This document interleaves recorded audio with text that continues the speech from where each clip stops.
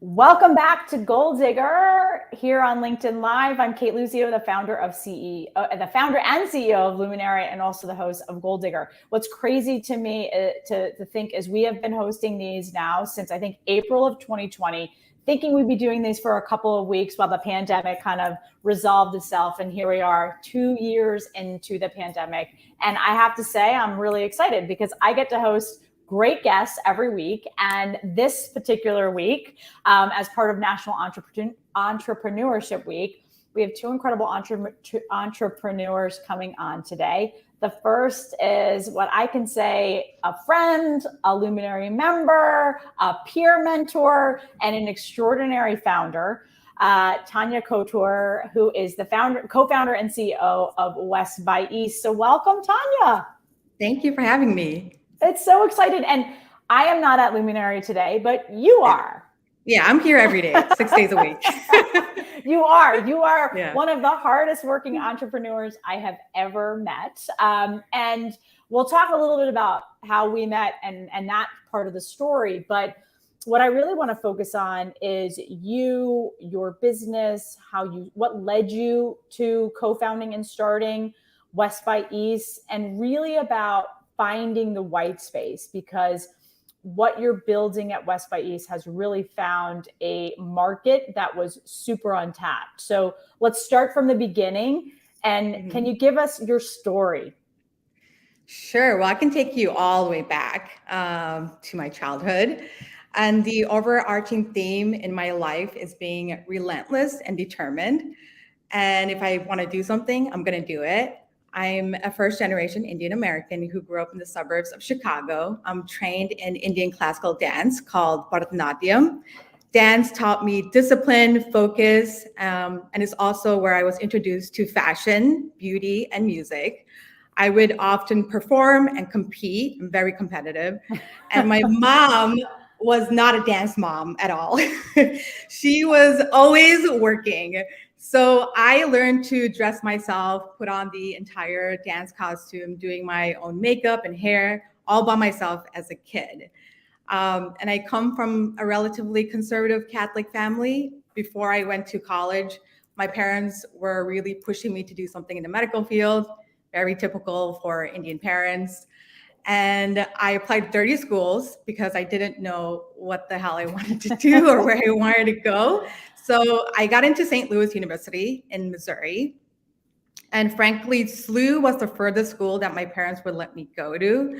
Otherwise, I would be stuck in Chicago, and that would mean I would have to come home every weekend, attend prayer meetings on Fridays. And I didn't want to do that. They let me go because it's a Jesuit school, and I got into the nursing program. But I knew myself, AP Chem and AP Bio was not my forte. And I took a business law class my senior year of high school, aced it, and I really enjoyed the class. So the story is my parents paid for first semester tuition. Then 1 month before I entered college, I changed my major to business. And my mom fought with me literally every single day for an entire month, trying to convince me to go back to the nursing program. And so what happened was I ended up doing a double degree in international business and leadership and change management with the minor in Spanish. I studied abroad in Panama and Spain, in Madrid, Spain. I was supposed to be there for a semester, then come back for the holidays. I never returned home for the holidays. I stayed in Europe and traveled for the second semester. My parents were livid, but I was like, y'all ain't gonna come to Spain and take me away. So, and then in Madrid, from 2009 to 2010, I would go to this one club called Pacha every weekend. It had a Studio 54 vibe where the bouncers wouldn't let anyone in. There was a huge crowd waiting and dying to get in. And I usually got in easily because I knew people. I was cool then, still cool now. Very cool. And in this posh nightclub, I would always look at what everyone was wearing. And everyone looked like they were like models walking down the runway. And most of the time they were wearing Zara, but it was a different exposure because I grew up in a predominantly white neighborhood where all the cool kids wore Hollister and Abercrombie and Fitch, and no one was wearing that in Spain. Everyone looked like they were, again, coming out of a fashion magazine, and I wanted to look like that badly. So I started experimenting with my style. I would incorporate pieces from India, like jewelry and shawls. I still do that. And once I came back to the US, I knew I wanted to do something in fashion and business. So after I graduated in 2011, I really wanted to get my feet wet in the fashion industry. So I started working for an emerging designer. I was her first assistant. I learned how she built her brand from the ground up. Now the designer label is carried at Bergdorf Goodman. Afterwards, I went to London to attend the Condé Nast College of Fashion and Design. It was the exact training and education that I needed to merge my business and fashion background. And then I came back to Chicago, reached out to the only other Indian person I knew who had experience in fashion, and that's my now co-founder, Leah. She worked for Gucci under Frida Gianni and Chanel Haute Couture. We both have a combined 20 years of experience in luxury fashion and manufacturing. We started the journey together in 2014. First stop, we went to Fashion Week in Mumbai and Delhi. We went to the Condé Nast India office with a lot of networking and partying. Then we both took the plunge and moved to NYC, the fashion capital of America, without our parents' blessings. We literally booked a one-way flight, and our parents assumed we would come back. We never looked back. We were broke. I lived on my friend's couch for over 6 months until I found a room I could rent in Bushwick. 2015 is when we started conceptualizing what is now West by East. And in the early days before we pivoted, West by East was a consignment business model where we brought designers who showcased at Fashion Week in India and Pakistan to the US. We had a failed pop-up shop. People showed up. However, the price tag was too expensive. The sizing stopped at size 6. Customers asked if the designers provided bigger sizing. When we asked the designers, they refused, or they would charge us a lot more, which wasn't fair. A lot of the customers gave feedback on how they wish the outfits came in different color, or if they can add long sleeves or extend the blouse length. And it was just a good way to get real feedback in terms of fit, price, and design. And that's when we started thinking about doing everything in-house and letting our customers be the designers.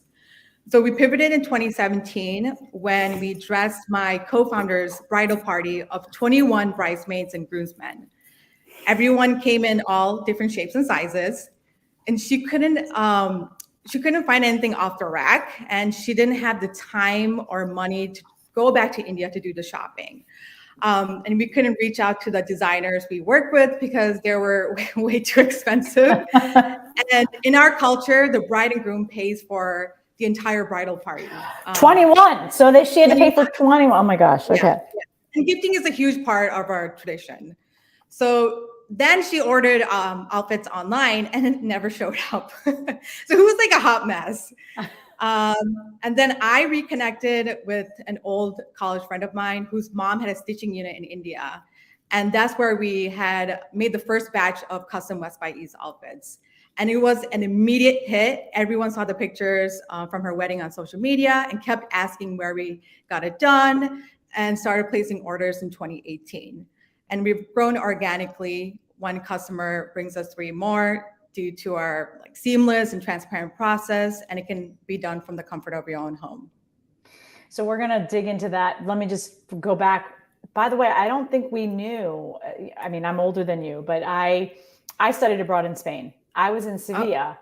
Oh, really? Yes. So I remember all of those various clubs going to Madrid, and certainly Zara, the way Zara was positioned, right? Yeah. So not a commercial for Zara, but that was fashion. Zara and Mango, actually, when I was there. The top two, right? So you completely changed your career trajectory, right? Definitely from what culturally and what your parents had wanted.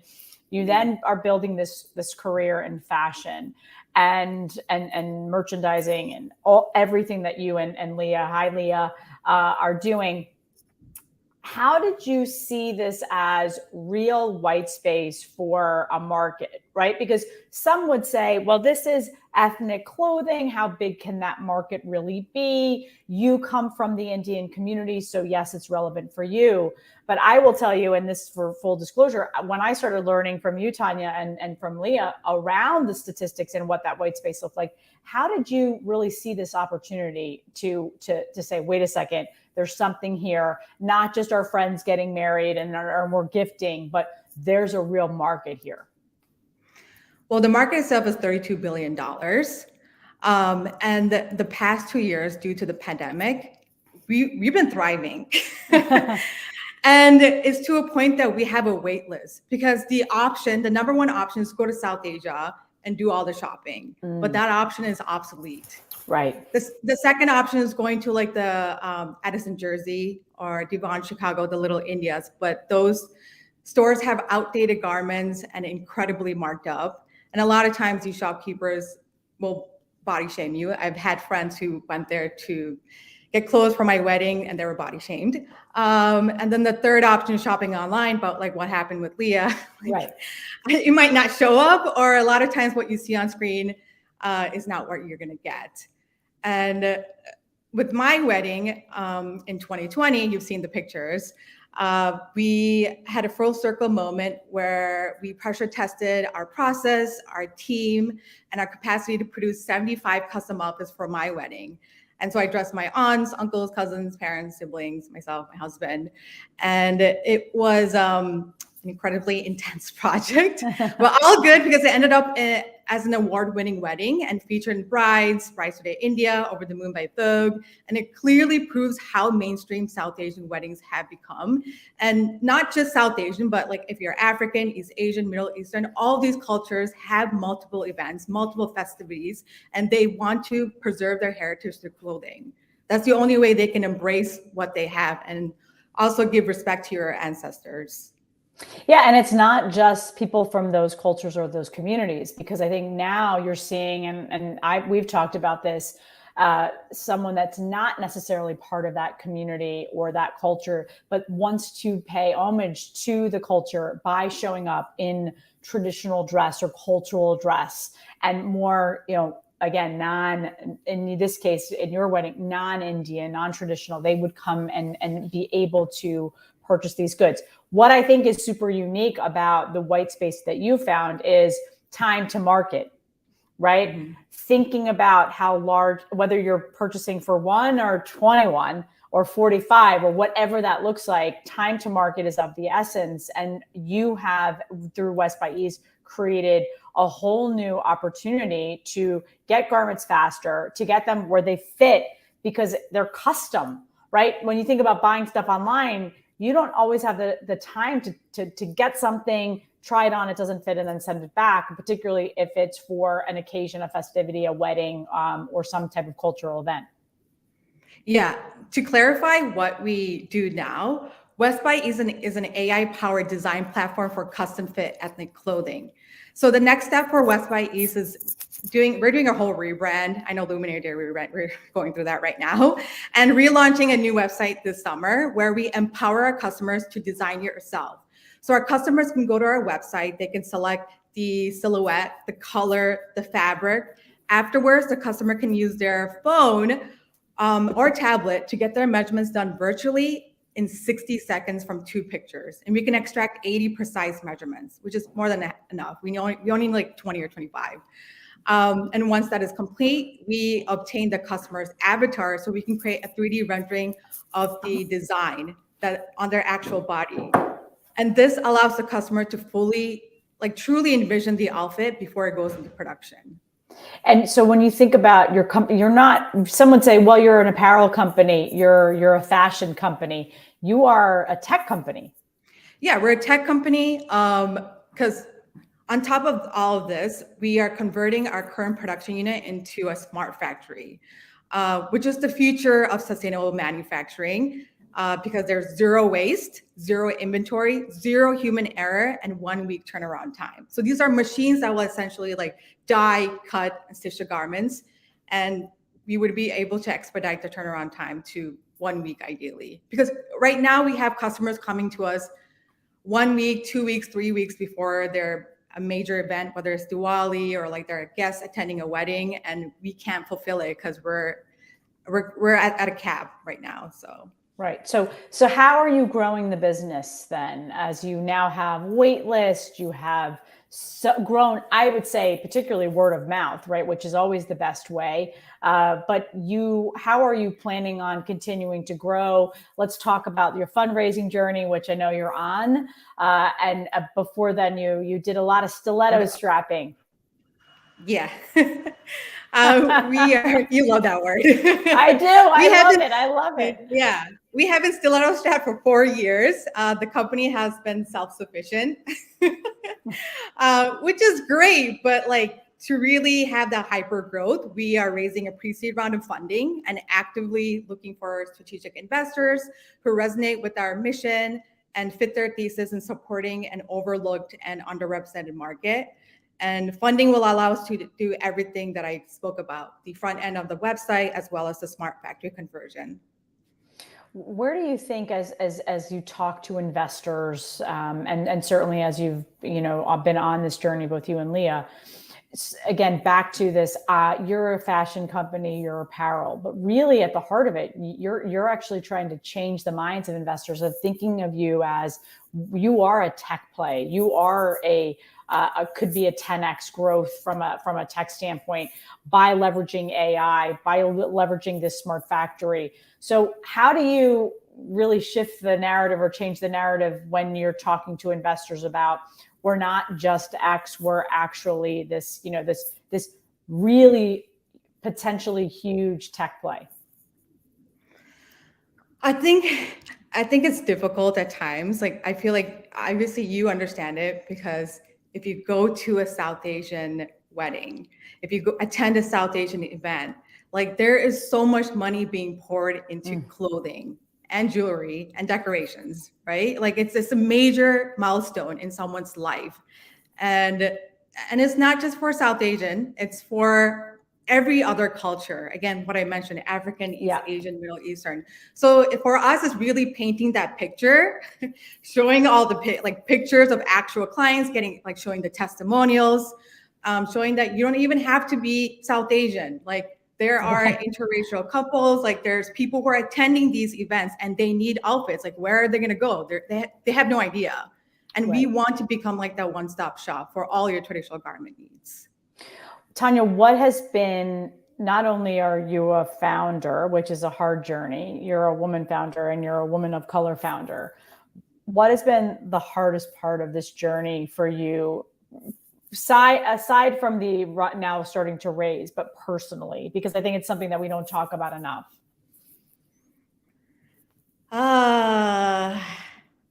I mean, like you, I don't really believe in self-care.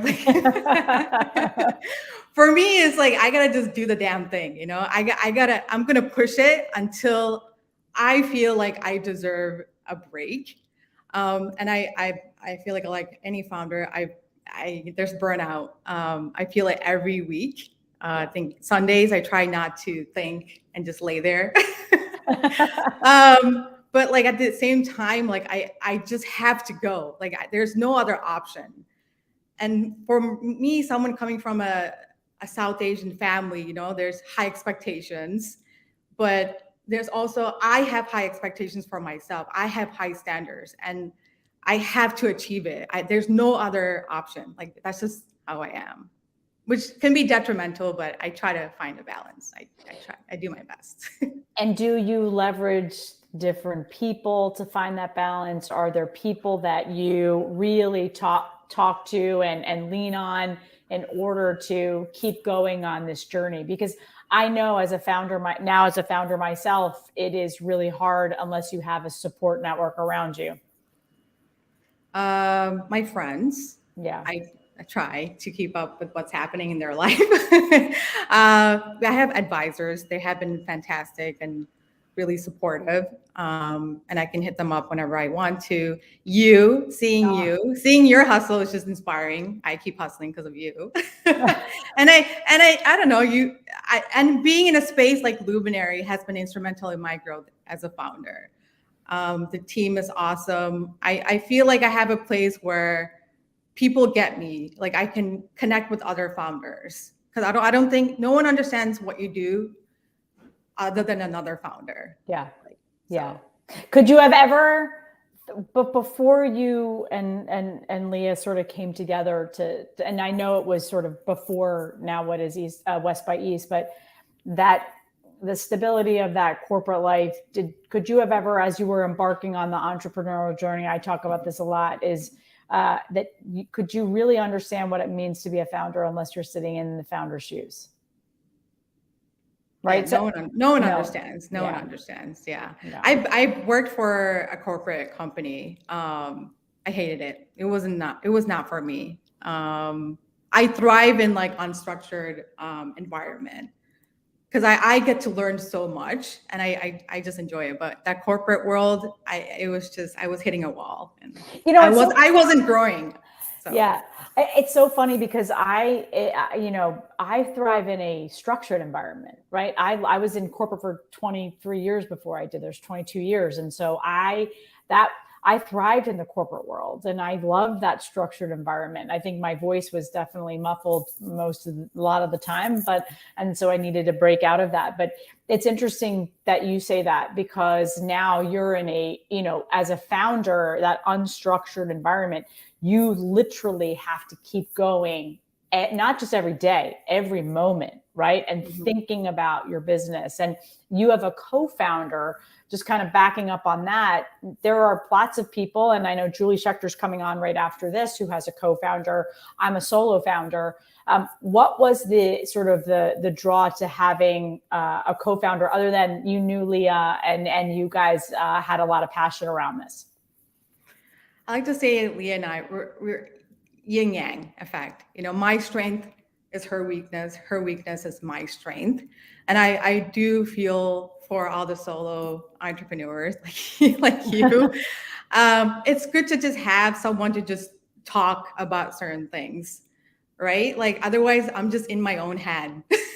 All the time. And all the time. And I just need that person right there that I can like text, call, meet up, be like, all right, what's our game plan? What's the next thing? And I don't know. I don't think I could move forward without a co-founder. Yeah. And as you think about what's next for West by East, and you've really found this white space and this untapped market opportunity. You and I have talked about who are the competitors in the space. And there really are no true competitors, at least here right? Yeah, no one's doing exactly what we're doing. Like the competitors would be, I want to say like Instagram brands that you can contact them. They do customization, but it's very unprofessional. They will, like you end up talking to some random person on WhatsApp or text. And then there's online boutiques, but they have ready-made collections and it's not customizable. And again, like the sizing probably stops at a size 6 or 8. And then there's marketplace. Wow. US. Yeah. And then there are marketplaces. Again, what we initially try to do, bring the designers from India and Pakistan to the US. But again, they're a completely different business model, and they also have a size problem. They're not size inclusive like we are. As you think about founders that are listening now or later as they watch, what's some advice to them around making sure you understand and are tapping into the right market? I think it's great to do a lot of testing and get real-time feedback from customers, because that's the only way you'll be able to refine your product or your service. So that's the number one thing. And we always get feedback from our customers after they get their outfits. And that's how we've improved in the past 4 years to where we are right now. So like the measurements, that was like a huge pain point. Because someone would come to us, a bride and a groom, and they have like 30 people they're dressing. And so for them to collect 30 measurement forms, and there's 25 measurements per form, it was a huge headache. So I'm so happy that we figured out the AI-powered measuring tool. It's been a life changer. Like for our business. And so big time on testing, thinking about listening to customer feedback as you navigate having this demanding wait list, right? Where do we see West by East next, and where can we find you? I've been putting up in the chat your Instagram, but would love for you to tell the listeners sort of a little bit more about what's next and where they can find you. You can find us on westbyeast.com. So westxeast.com. X is pronounced as by, like South by Southwest. And we're in the process of doing a whole rebrand and launching a new website. It's gonna be so dope. I'm really excited about it. Right now, we're just kind of heads down, raising the pre-seed round, so we can incorporate all these new tech components and just make it super easy and transparent for our customers. And one piece of advice that you would leave with founders that are sort of struggling with finding the capacity and the sheer will to keep going. Keep going that's what my dad always says. He said, Tanya, he doesn't know what I do half the time. He's like, Tanya, just keep it going. That's it. That's all you got to do. Just don't stop the hustle. Just keep going. Yeah, because you know what you're building is it, right? You believe in it, you know, and you've done the research, you've done the testing, and you have you have more than a proof of concept. You have traction.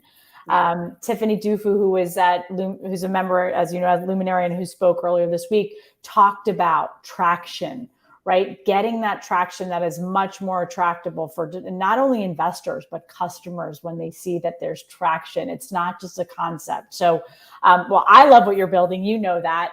Yes. And I will say, as someone who does come into the physical space 6 days a week, you are certainly one of the hardest working entrepreneurs, and as is Leah. And I'm so excited to see where West by East goes. And again, if you're looking, westbyeast.com, and you can follow Tanya and her journey, which is incredible, on Instagram at West by East as well. So Tanya, thank you so much. And I will see you at Luminary next week. Sounds good. All right, take care. And now we're going to bring in Julie Schechter, who, hello, Julie. Hey. Julie is the co-founder of another incredible company that I got introduced to well before the pandemic, called Small Packages.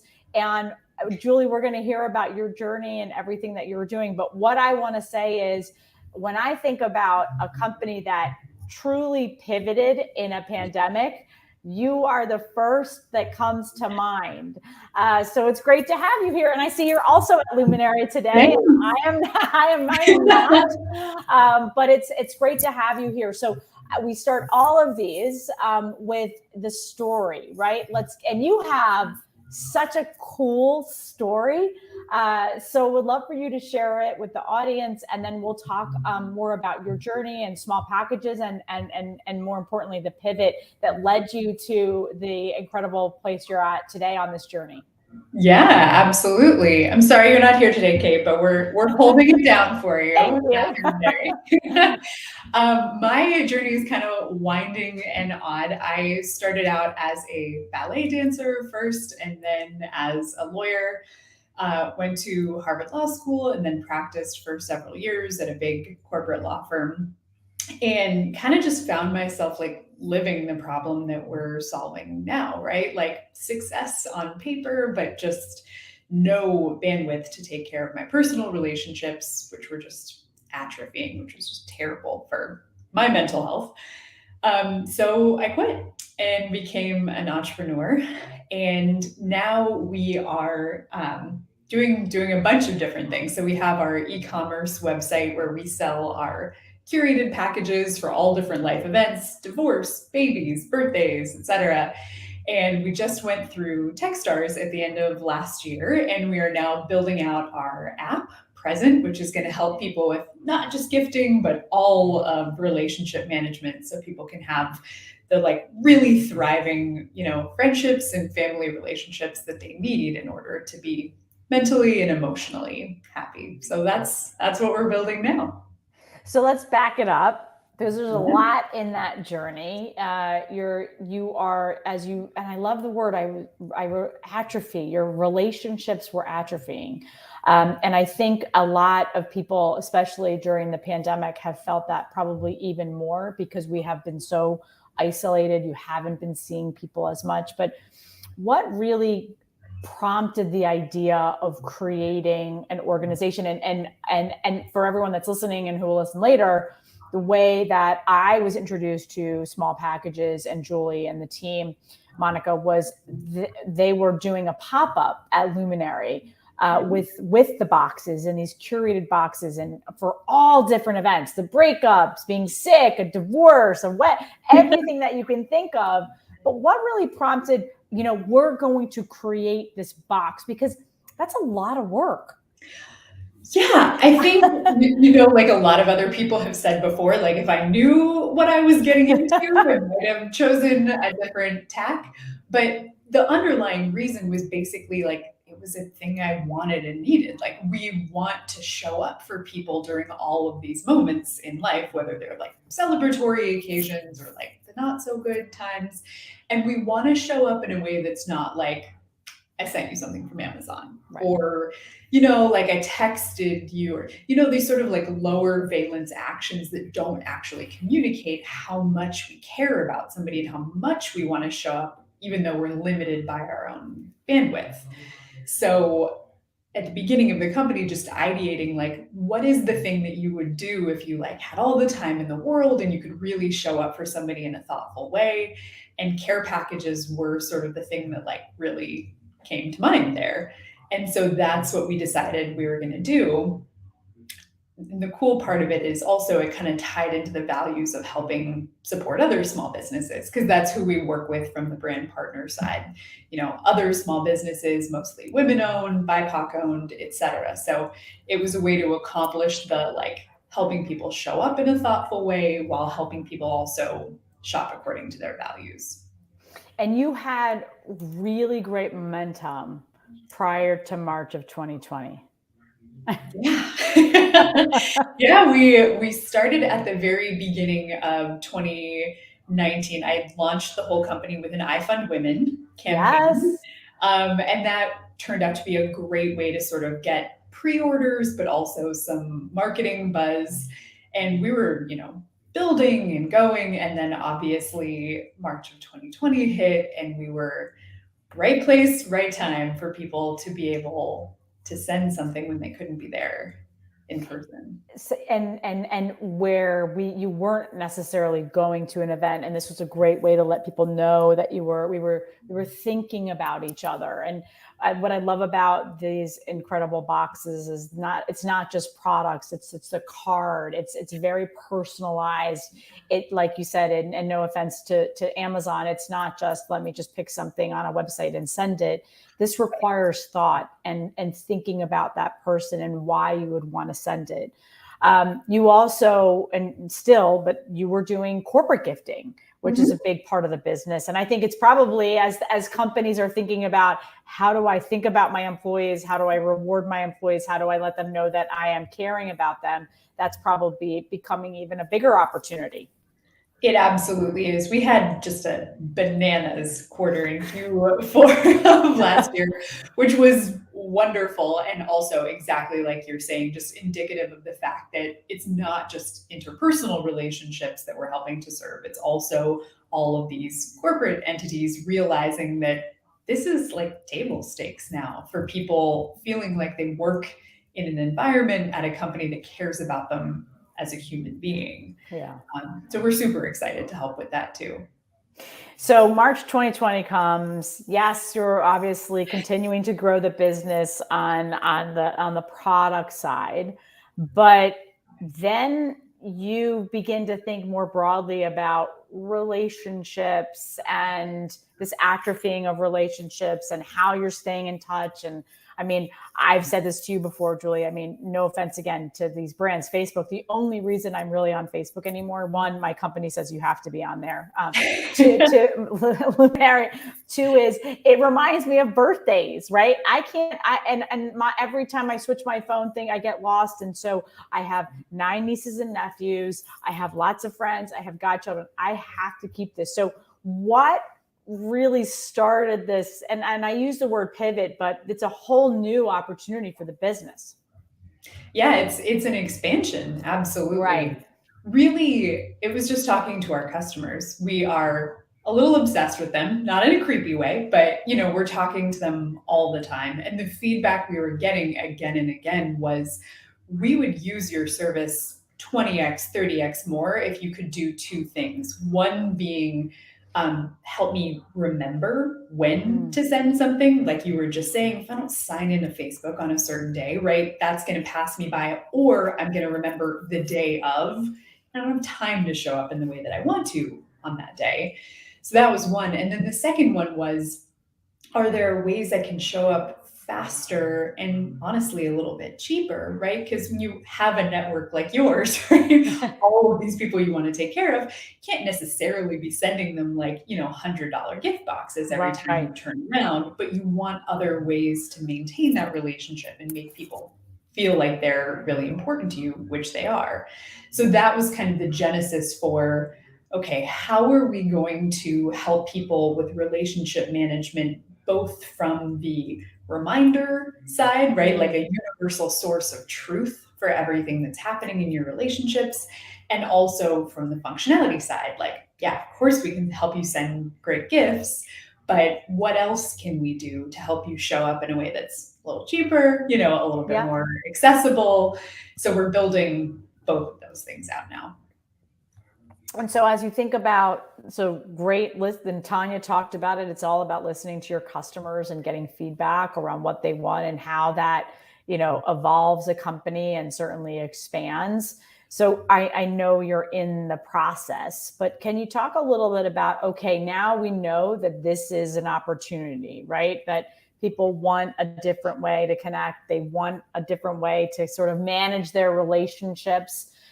What was the thought? Like, how did you get from A to B? I've got this feedback, and because I think there are a lot of companies that whether they're adapting, pivoting, expanding, growing, whatever you want to think about it, scaling, it is not an easy path from here's what we have been doing to here's this whole unique opportunity that's completely different in a sense than what our core business has been. Yeah, absolutely.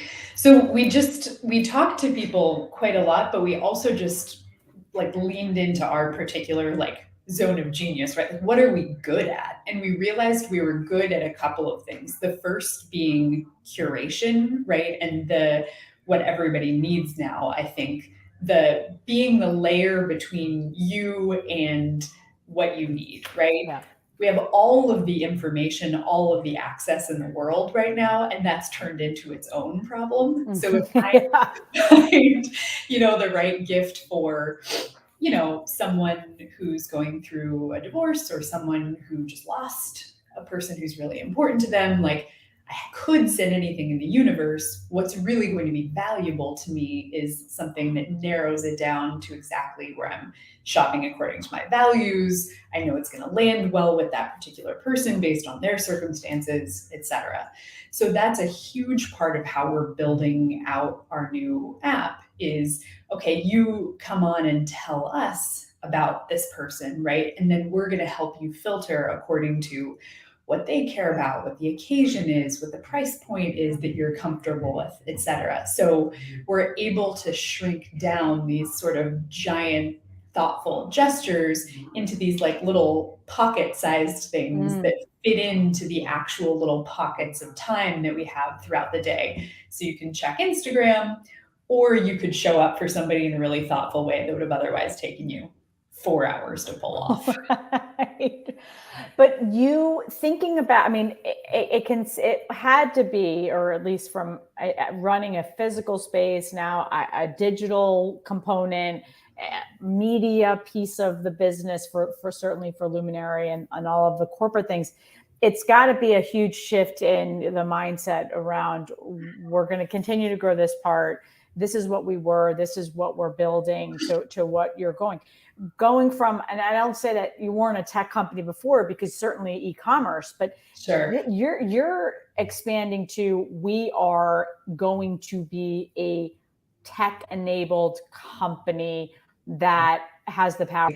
So one of the great things is that Monica, my co-founder, is really a product person. And that skill set has turned out to be completely transferable. So before she came to work at Small Packages, she was the first hire at a company called Oars and Alps, which is this very cool men's skincare brand that she helped grow, and then it was acquired by SEJ. So she had already sort of seen the entire startup life cycle, which was wonderful, but she was their director of operations and then director of product. So she's been able throughout this whole process to help us think of things from that particular lens, which has just been incredibly helpful. And then when we went through Techstars, the Techstars network has been so helpful in many arenas, but particularly in talent, in hiring. So through our cohort, we were able to find our CTO, Paul Simoni, who brings just such a wealth of knowledge to the table. He's a front and back end engineer. He's full stack. He does the whole thing. So it's been fascinating to sort of take the ideation of what we want to accomplish, and with her product mindset and with his technological mindset, you know, learning all of the new languages to make it a reality now. So wait, can you talk a little bit about because I think there's also about the Techstars experience, because I think there's a lot of when people are thinking about how they're going to grow their business and build their business, it's like, do I go to an accelerator? Do I do an incubator? What do I apply? What's going to make the most sense for me? One, how did you, and we love Techstars, and now Jenny has left and now doing the fund, but was Techstars, did you feel like that was the right fit for you? And what was that process like going through that? Yeah, absolutely. So we knew that we needed tech help, right? Like we knew that the new iteration and the expansion of the company was going to be something entirely different. So that's kind of the way that Monica and I approach everything, is like, all right, we know we need this thing. We're going to run straight at it. And we knew that we were going to need to raise capital. So those two things kind of made the decision for us. We have a wonderful advisor who is a senior executive at Hallmark for years. Her name is Kim Newton. And she also was a big push in that direction. I think that's like so incredibly helpful to have somebody in your corner that when you're like doing that thing like, oh, I only have 60% of the qualifications, I'm ready, kind of pushes you like, of course this is the right thing. Like, look at what you're trying to build. This would be the absolute perfect proving ground. So she was really helpful in sort of like pushing us over the edge. And then all of the advice that we got about whether or not to do it centered on making sure that you have a managing director of your particular cohort who like got you and loved you, because that colors your entire experience. And we like fell in love with ours. Her name is Curdy Levy, and she manages the Iowa cohort where we were July to October of last year. And she's just been an absolute champion. So I would underscore that advice again. Like, the program is the program overall, but if you have somebody as your MD who's like really in your corner, it changes everything. And when I have two kind of follow-up questions, and I asked Tanya before you about this idea of having a co-founder, right? There are lots of ways to build a company. As you think about when you started Small Packages, and Monica, what was the sort of, for you, how important has it been to have that co-founder? Because not everybody knows, do they need one? Some people get them later as their company expands or evolves. Yeah. I started Small Packages by myself, not out of any particular desire to like be a lone warrior.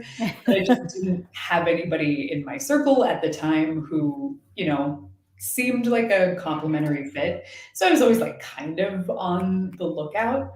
And then I went through another accelerator earlier, the Get Shit Done Yeah. one that Alex Batdorf Yeah. runs, which was also a wonderful experience.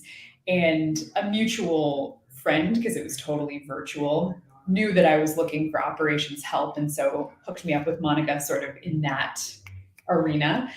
And she was in LA and I was in New York, and this was the height of the pandemic. So our entire relationship was formed over Zoom. We signed all our papers and agreed to take the plunge, and then met in person 6 months later, which was just kind of a crazy story. But I mean, I think if you have a complementary skill set with someone else that you trust completely, like I would say those would be the two like major tests as to whether you would want to bring somebody on. And we, you know, I think we're a 10 out of 10 in both of those. She's been the best thing to happen to me. I love that.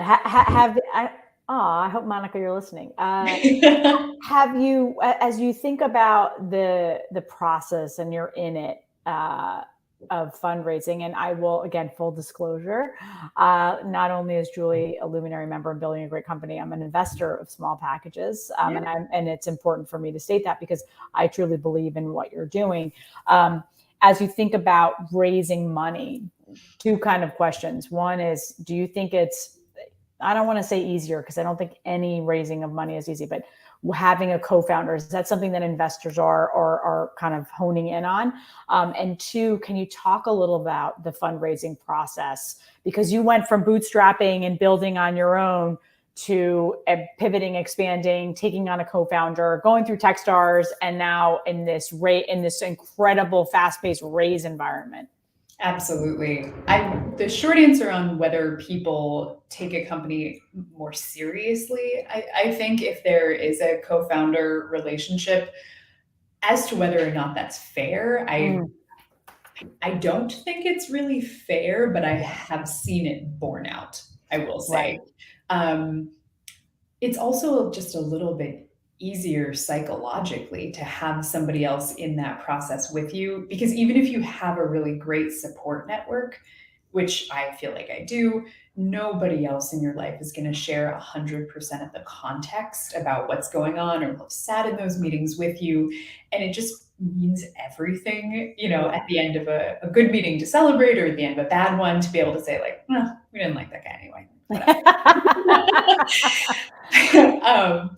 But then in terms of the fundraising process, it's been wild. So we went through Techstars, which was kind of the first iteration of that. And much of the program is designed around getting everything in place, making sure you have all of the right documents, you know how to answer hard questions, sort of boot camp for that. And then we've actually taken a slightly less traditional approach to the rest of it. We did an SPV, which you were part of, which was a really fantastic experience. So what we did was 3 angel investors in New York, Annie Evans, Fran Hauser, and Hitha Palapu, helped us set up this SPV, which is basically just like a one-time angel syndicate. And we did an event at Luminary. Monica flew in, we got up, we gave our whole pitch, and it was a chance for everybody who was considering investing to meet us, meet each other, kind of have a conversation in real time. And it's turned out to be the most fantastic thing because, they were just sort of able to like feel the atmosphere of like what this product was going to be like. And it was a chance for us to now have one line on our cap table composed of some of the most impressive women we've ever met who can open all kinds of doors for us. So I'm really, really glad we started out that way. Was there, because I don't think everyone understands, and again, depending on who's listening, the different, of an SPV. Can you do a little bit of a brief 101 on that? Yeah, absolutely. So basically, SPV stands for Special Purpose Vehicle. So, in the same way that like an angel syndicate is a group of people who get together and regularly invest in companies as an entity, this is like a one time entity. So, it's a legal vehicle that exists for the express purpose of investing in small packages with these folks. It's like really simple to do. Annie handled ours. I believe she used Assure in order Mhm. to do it. Um, but it's just a great way. Also, on the other side, we've been people's, I think, 6 different people's first angel investment, like Mm, as they're dipping their toes into the pool of investment. And it lets us take much smaller checks because they all get pooled together to be right. one line on the cap table. So we get the privilege of having all of these like really fantastic strategic people who like now have skin in the game, Yep. but it's not onerous from an administrative level for us to manage. So I can't say enough good things about it as a strategy. Yeah, and I will say, as part of it, right? It's a very easy process, even from a documentation standpoint. And as I think more and more women are trying to become accredited investors and look at that, this is a great option, particularly if you are in a good group and that SPV is being led by experienced investors, of which those 3 women are. So woman or man, it doesn't matter. But that is, I think it's not, I don't think it's talked about enough around when people are going out and thinking about how they're going to raise capital. So thank you for that. The other thing that I wanted to talk about, Julie, is yes, you're a co-founder, a founder, your co-founders on the other side. You're building kind of 2 aspects of a company. One of them is, again, heavy tech, and you have the right people. But how do you keep going? um, Luminary coffee is a big part of it. Um, I sort of was backstage for the very end of Tanya's and kind of heard her talking about support network. And I mean, I can't underscore that enough.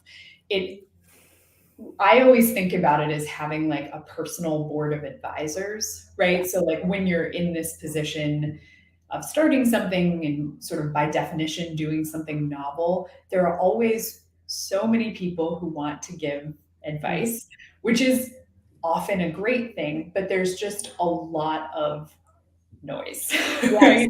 Yes. And so deciding ahead of time, whatever the given situation is, who you're going to listen to and like who that board is going to be for you, I have found to be really helpful, whether it was deciding when to leave my law job or to bring on a co-founder, how much equity to offer, all of the huge decisions that you have along the way, sort of building out that board. It's just a couple of people, but it means everything to be able to know you can turn to them. Have you ever looked back? Toward the corporate world, Yeah. I think every founder probably has a couple of, dark night of the I soul. do every day, by the way. So I'm not Yeah, asking. Yes, because I think it's important that we share. Like, yeah, it's a hard world to be a founder.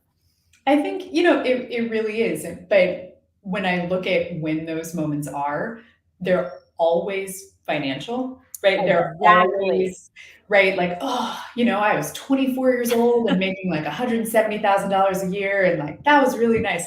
But then I remember the reasons that I wanted to leave and Yeah. how lonely and unfulfilled and creatively stifled I felt. Again, like absolutely nothing against the law. It's a very noble profession, but just personally, when you feel like something's not the right fit, like one life, right? One life. Yeah. And I think there's so much, whether you're, building your career in corporate or you're a teacher or a founder, you have to learn to bet on yourself and take risks. And clearly, the original idea of small packages and what it's now evolved into was a risk that you felt was worth taking and betting on yourself to lead it. Absolutely. I'm very glad every day that I did it, even if there are moments, yes, where you're wondering, about the ghost ship of another life. You look at what you've built now and you're like, yeah, but we've helped so many people. Like we've created so much joy, and like that alone is worth it without even thinking about what's going to come next. So you're always, and I can say this because I know you, and I think anyone you're always such a positive person. Thanks, I mean, Kate. and always. I mean, I honestly, I think in the hardest times, you're a positive person. Where does that come from? Oh, I've never really thought about it directly. I think probably my mom is, one of the reasons for that. We kind of had a thing in our household growing up where the way you were supposed to approach the world is being curious and kind. And that has always really served me pretty well. Like, you don't have to be the coolest person, you don't have to know everything, right? Like, you're going to get everything you want if you can embody those two values. So that's what I always try to do. Well, you certainly do. I mean, it's pretty remarkable, and I'm fortunate to have gotten to know you and to watch that. But I always admire that about you, that you are always, and also this incredible way to not be stressed. If only you knew what was happening behind the facade, Kate. As we sort of round out, so before I get to sort of where people can find you and learn more about Small Packages, what's your hope with the company? 5 years from now, I want us to be, and I'm manifesting this now, we're going to be synonymous with Facebook. If you have one of those accounts, you'll have a present account as well. It'll be a household name for the way you maintain your relationships, will be a huge source of like calm and joy for people. I'm going to take a huge, huge bite out of the loneliness epidemic. I love that. And I love the name. Where did the name come from?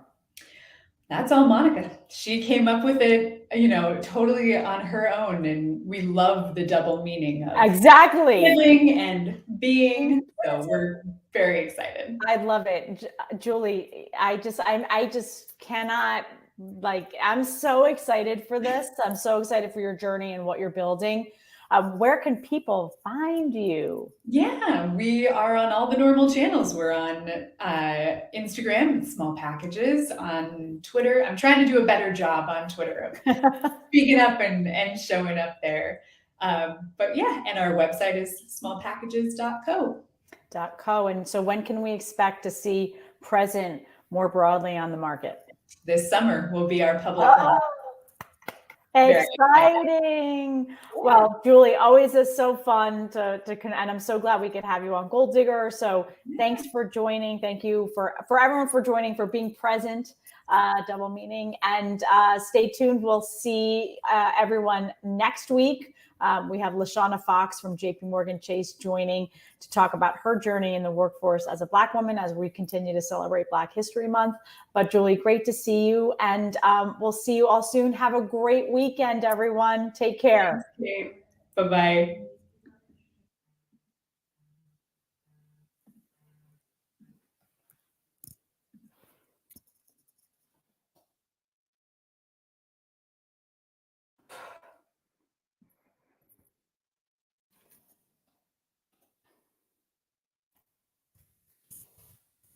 This is crazy. Hi. I didn't mean to drop you, booby. You were not.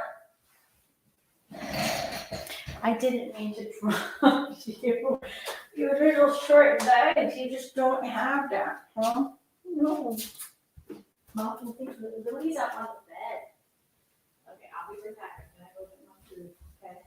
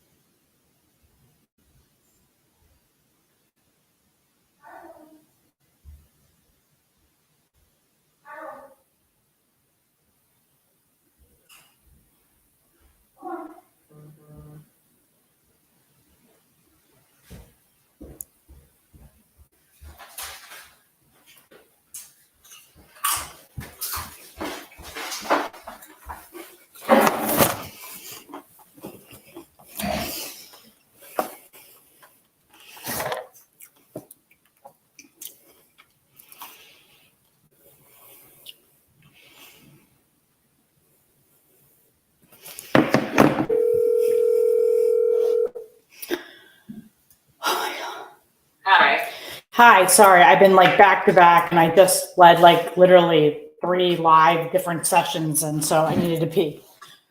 Oh, you're live. Okay, so let me pull up your, did you send something at 12:58? Yeah. Okay, let me pull it up. Like tweets. I tried to do it on Google Sheets and then it like didn't import the formula. It like and it drove me crazy. So I'm like, I can't. No, I hate Google Sheets, so I'm glad you did it. Did you understand my points in my email? Yes, I did. I feel like we'd have to talk to like the 501c3 attorney just to understand, because my concern is just like, is it too similar? Is it too close? You know, like, are we making those calls arbitrarily? Right. But so in kind of thinking it through last night, and then I had a conversation with Joe. I said, okay, so I don't know who this person is. Can you hold on 1 second? Hold on 1 second. This is Kate.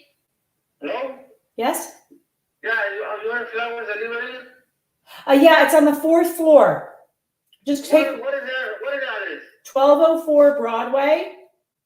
First or fourth? 1204 Broadway, and take the elevator to the 4th floor. That's 1240? 1204. 1204. Yes, Broadway in Manhattan. What is the street? You know the street? Between 29th and 30th. Thank you. Bye. I'm coming in 2 minutes. Okay, bye. Oh my God, that was like the flower guy for Elvis. Jesus. Oh, God. So I was asking Joe, I was like, okay, so let's just say Santander, right? So I pitched Santander. I'm like, they don't have a foundation. Well, they have one in Spain, but not for the US. So I said, okay, I want you to do fellowships. He's like, I said, do you consider that? He's like, well, that's already a marketing expense. So Right. we wouldn't be able to ever kind of write that off anyway. It's utilized because we want more customers, right? It's a marketing exercise. Yeah. If then I said, well, great, I went to the Santander Foundation and said, do you want to do fellowships? They would say, well, yeah, I'd love to support, X and, here's my $100,000 and this is my donation, and you do with it what you will, right? The difference being well, not that necessarily the source, yes, but yes, the source is important, but the amount of work, right? So most of these charitable donations is like, here's the money. You tell me what you're going to do with it. And then I'm sort of hands off. When we do like the JP Morgan fellowship, it's like I incorporate, and we talked about this, the events, we have all the programming, we have, all of the follow-up. So it's like, at the end of the day, if you're talking to a company with that's not, that they're not, if you're talking to the head of marketing or the head of HR or the head of the business, they don't have the power to do donations, right? It's an expense. So why would you run that through a nonprofit when there's no benefit to them? I mean, the only benefit to them is that they can say, we're involved in this 501c3, even if they don't, even if they're not a charitable foundation or a foundation. And so, it looks good for them. But they can still say it anyway. So just by saying it's a nonprofit, like look at JP Morgan. They put me on Cheddar to talk about how great they are investing in women. That's not coming from the foundation. So the whole point around it's a marketing exercise, right? It gets them press, where on the foundation side, it's like, yeah, like I'm competing for grants, right? Or charitable donations from these companies because I'm giving back to women. So he was like, if I were you, and this is where, reputationally and sort of the gray area of an attorney is, if we were to say, great, we have this 501c3, it's set up for the sole purpose to work with foundations and charitable donations from foundations of corporate entities, along with private individuals in order to support memberships or fellowships for our underserved community. Yeah, I think so. I understand what you're saying. Like, I guess I would just want to get comfortable with, somebody that really, really knows it and being like, Right. The income's too similar. Right. Right. So that was my question. Too much discretion over it. You have too much control. Right. No. You know what I'm saying? Because let's just say I go to ADP and say, okay, CT, I now want to run this through my 501c3. Right. He's going to go, shit, well, now the money can't come from me. It's got to come through our foundation. And so now we have to restart the process because they are completely different entities. Like JP Morgan, ADP, Verizon.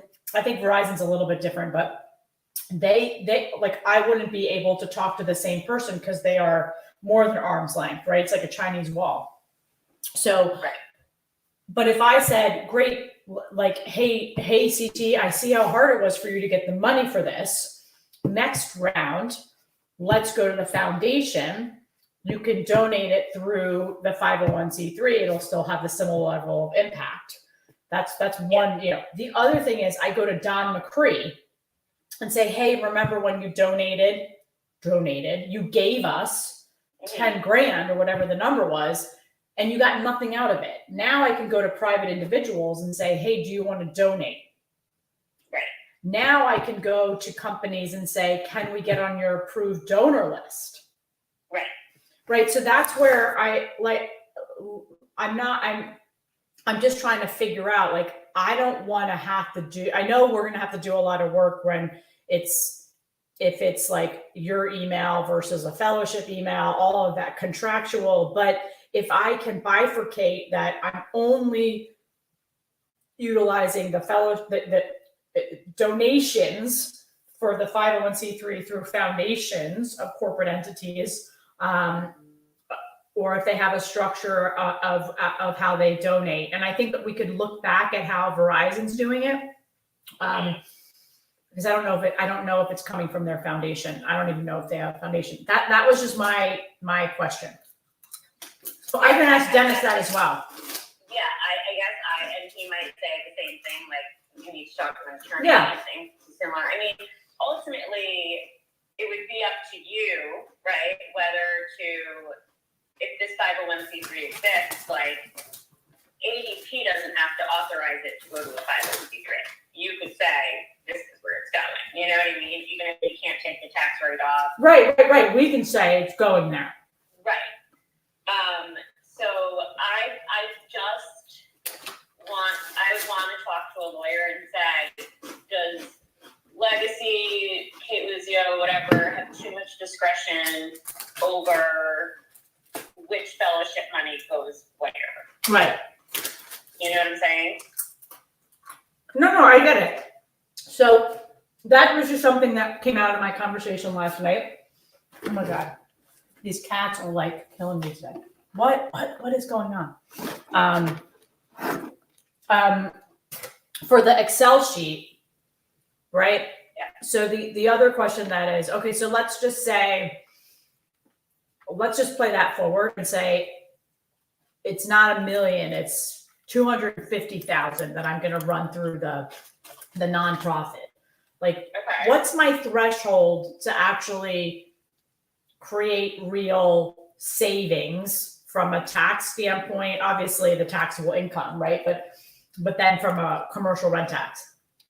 Yeah. So I mean, listen, I think the interesting thing here, and I think Dennis would agree, and this is not considering anything else, but right, you're having in this example, if you're looking at the chart, Luminary Legacy as of 2022, you have a net income of 183,000. Let's say that was all possible. Now you're splitting up these incomes. Your net income, you have a loss in Legacy, which is actually good for tax purposes, Right. and it's 327,000. It's not taxed. Right. So No, I get that part. I'm sort of just like, how much do we have to put through the 501c3 to actually make it worthwhile? I mean, you take out, let's say, the money that's already been received, right? Because you're just like, I don't, I can't bifurcate that. I Yeah. can't do anything for it. That's just like 125,000.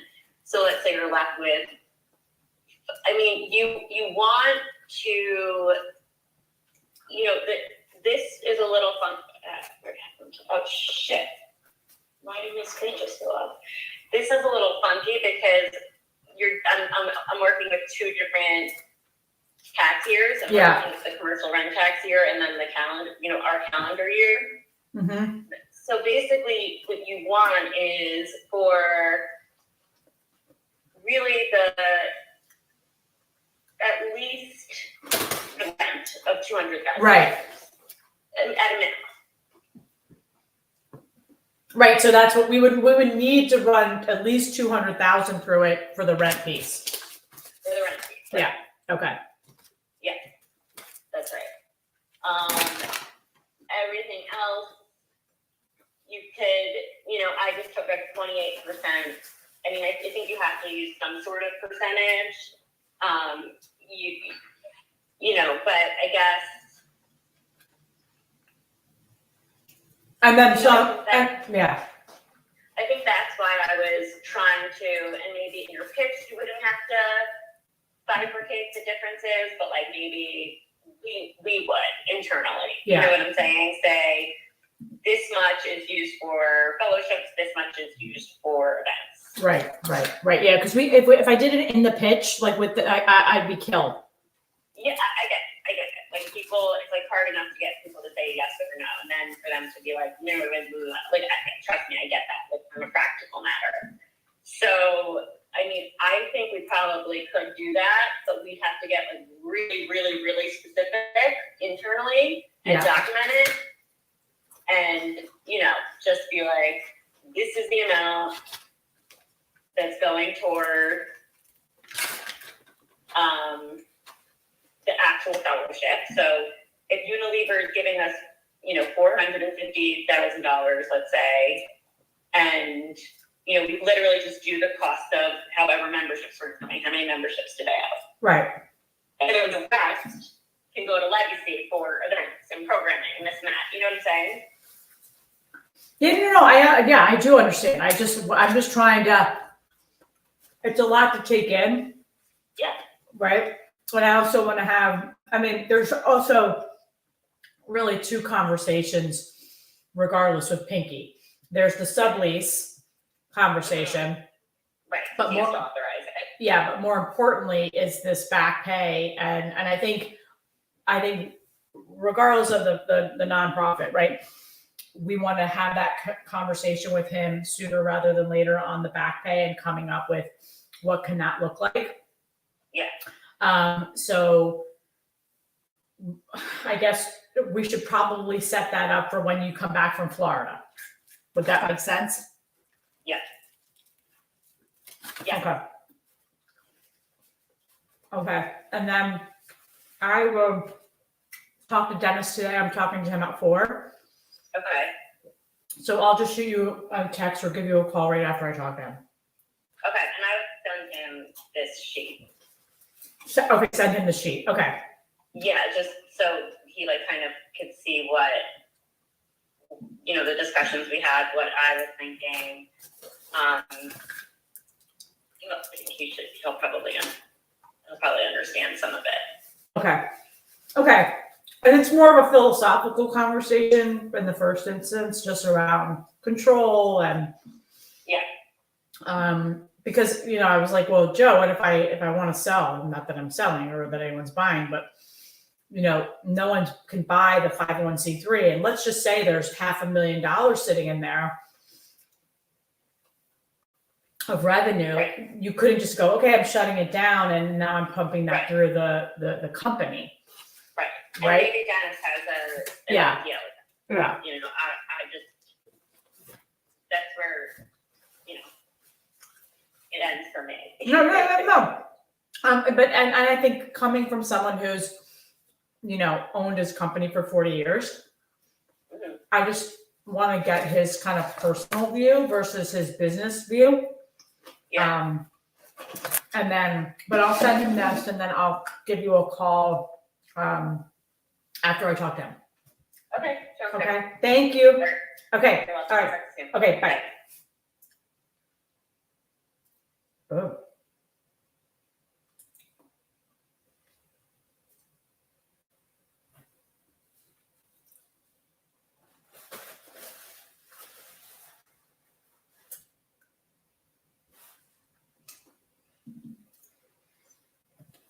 Hello, boobs. I can't give you any food though.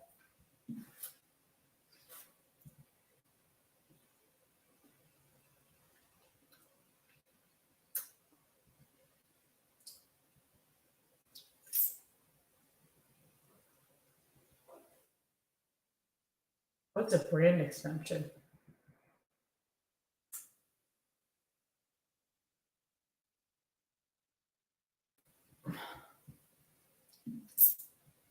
I forget who this person is. Aaron Brown.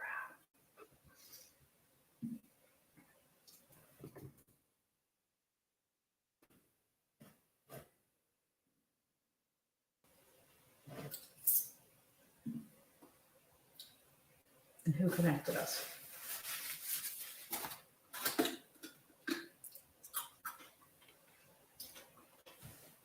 Okay, come on. Come on.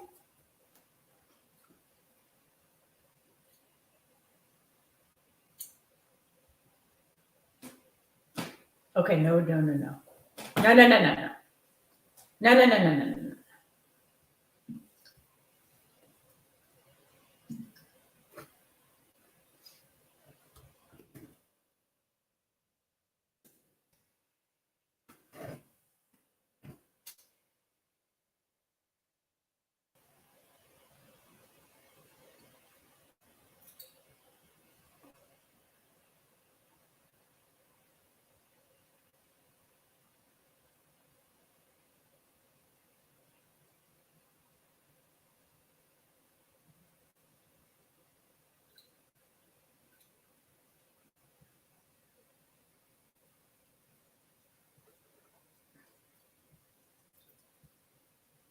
I can't.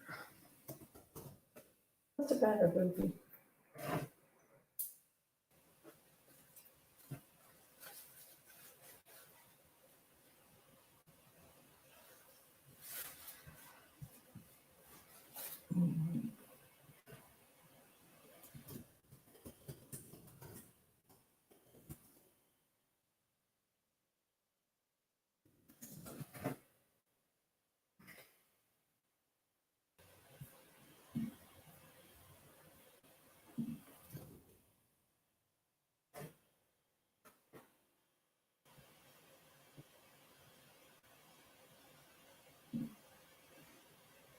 I feel like the name was different, but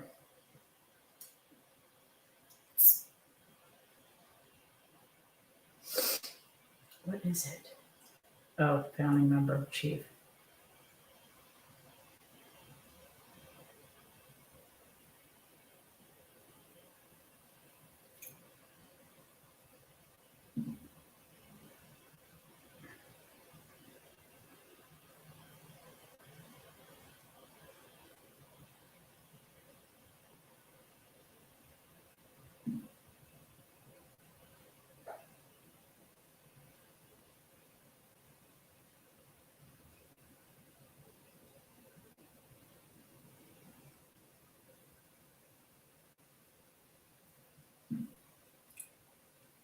Hey, baby.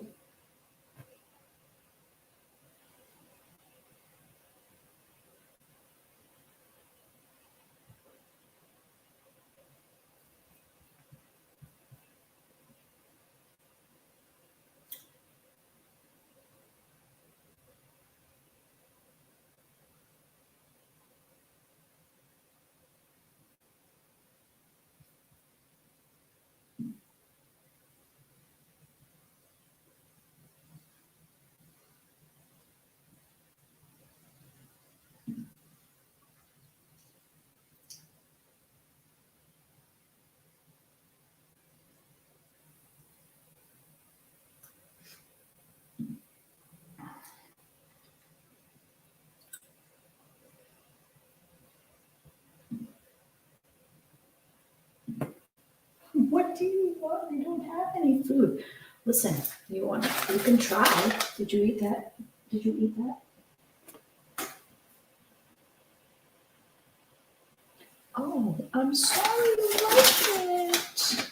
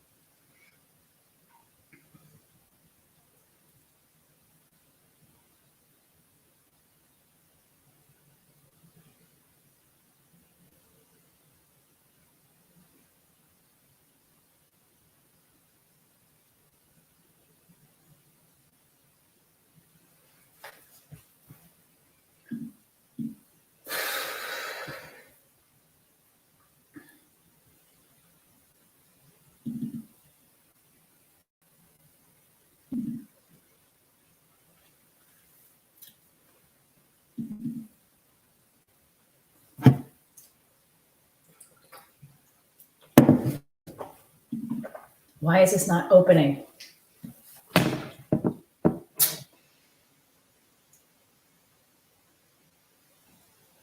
Oh, it's mine. Okay.